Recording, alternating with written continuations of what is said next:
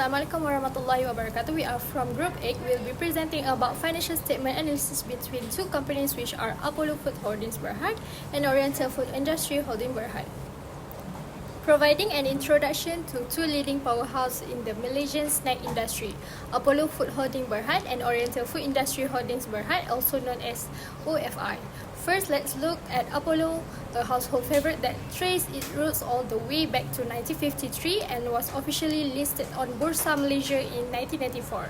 Headquartered in Johor Bahru, Malaysia, Apollo is highly celebrated for its iconic chocolates, layer cake, Swiss roll, and wafer biscuits, currently expanding its global footprint to over 20 countries. On the other hand, we have Oriental Food Industries, which was founded in 1978 and operates out of Ayukurum, Malacca. OFI has established a massive global presence, exporting its highly popular snack brands such as Superring, Jacker, Zest, and Rota to over 70 countries worldwide.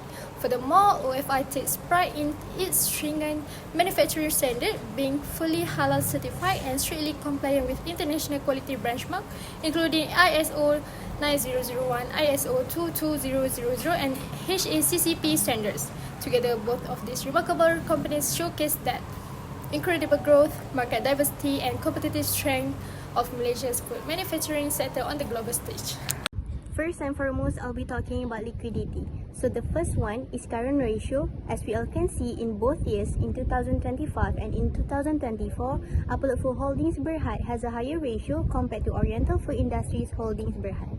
Same goes to the quick ratio. Apollo Food Holdings Berhad still has a higher ratio compared to Oriental Food Industries Holdings Berhad in both years. This means Apollo Food Holdings Berhad has a better performance and it's easier for the company to pay its creditors on time. Thank you, Fatin, for the amazing explanation. And now I'm going to explain about the profitability. First, net profit margin, which measure how much net profit a company earns from every ringgit of sales. So, apparently, Apollo performed better with 13.88% compared to Oriental 8.51% in 2025. This means Apollo earned more profit from every 1 ringgit of sales.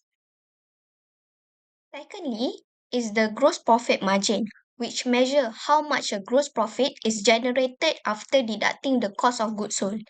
For the gross profit margin, Apollo again recorded a higher margin of 27.5%, while Oriental achieved 20.38%.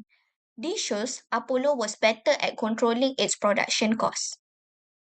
The third ratio is return on asset, which measure how efficiently a company uses its asset to generate a profit.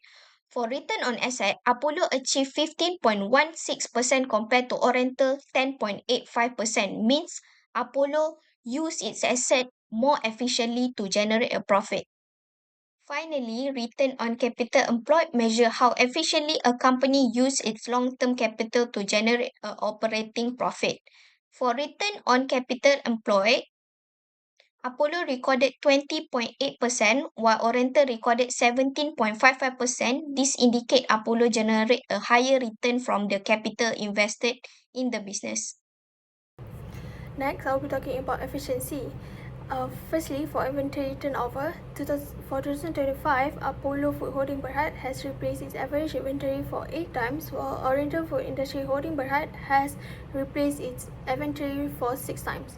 However, in 2024, Apollo Food Holding Berhad has replaced its average inventory for 7 times, while Oriental Food Industry Holding Berhad has replaced its inventory for 6 times.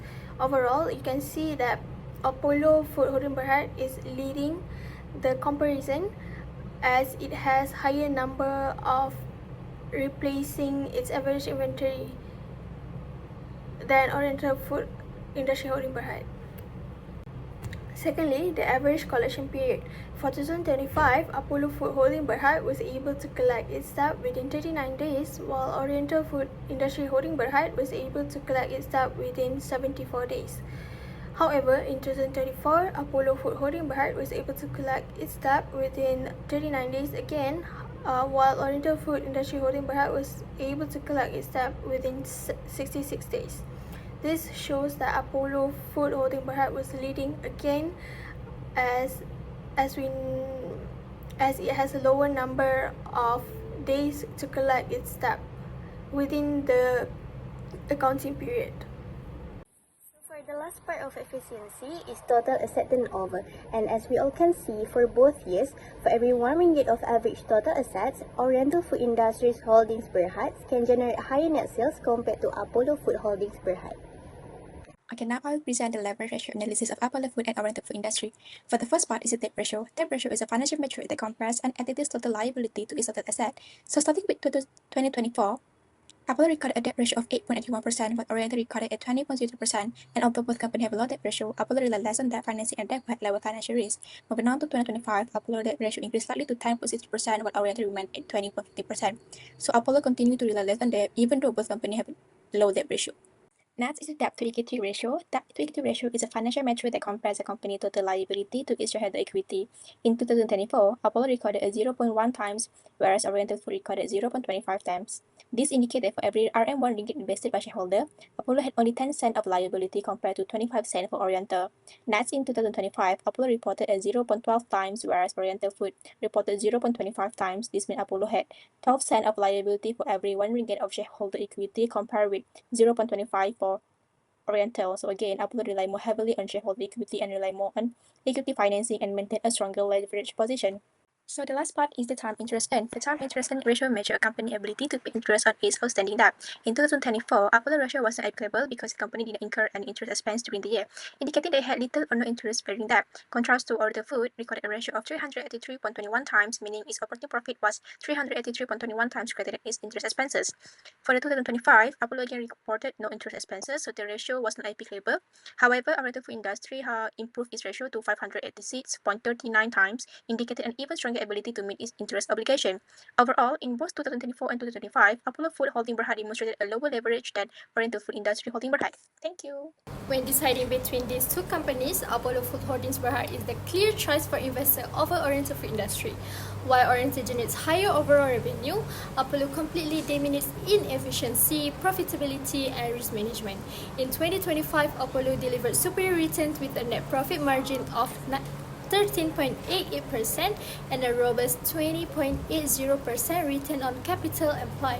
Operationally, Apollo is highly dynamic, turning over its inventory faster and collecting cash from clients in just 38 days, compared to Oriental's sluggish 74 days. Most importantly, Apollo presents an incredibly low-risk profile.